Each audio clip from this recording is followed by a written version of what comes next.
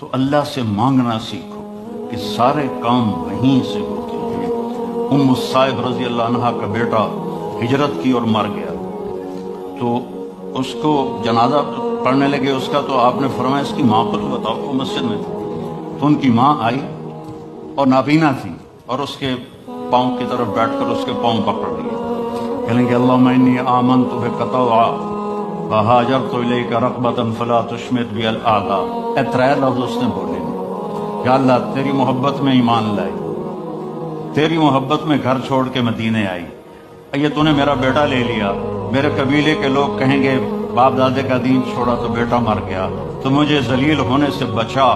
تو اس کے بیٹے نے کفن سر سے ہٹایا اور اٹھ کے بیٹھ گیا، اور ماں پہلے فوت ہوئی، وہ حضرت عثمان کے زمانے میں جا کے فوت ہوا۔ دعا ایسی طاقتور چیز ہے، لیکن ہم مانگتے نہیں، ہمیں مانگنے کا طریقہ نہیں ہے۔